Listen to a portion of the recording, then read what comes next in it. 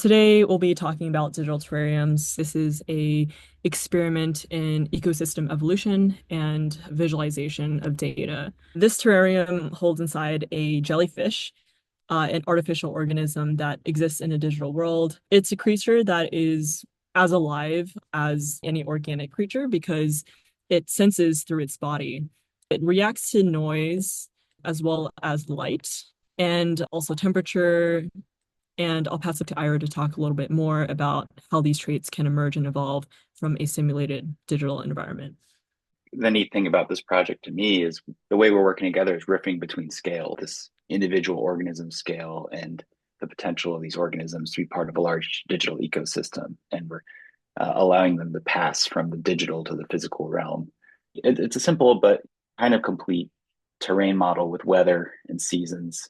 So any given land tile you can see has a elevation, temperature, humidity, sunlight, mineral content, and that's kind of fluctuating as over time with the passage of the sun and the seasons. So what we have here is a barren planet with like land and water. So the fun part happens when you can start to seed life. So let's plop that in the ocean. You can see that creature is surviving. That's cool and spreading around. And we have our first little life form here. And I've correlated the characteristics of this life form, its metabolism, its size and speed to the same visualization that we've done for the terrariums. But what I'm going to do now is turn on mutations. And then you can actually see a lot of these traits start to evolve and allow them to spread to different environments. And as they spread, the characteristics, like the things that allowed them to spread, like their metabolism, their tolerance for different temperatures and humidities is starting to change as well. Playing around with this, you can get quite a bit of, I guess, what you might call biodiversity or digital biodiversity. I think the interesting thing is, well, once you grow these in the digital realm, the fun part now is like, what if you could kind of catch one like a firefly and put it in your terrarium?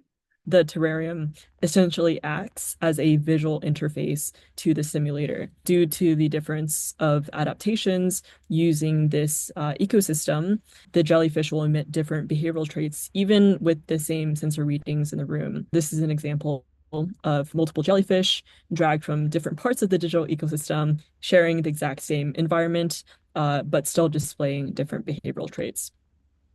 To acquire knowledge, one must study, but to acquire wisdom, one must observe. So with these digital terrariums, we're voting towards a world that has more infrastructure for wisdom and body thinking, while also taking into account long tail ends. So thank you. Here's a little mood board showing our experiments.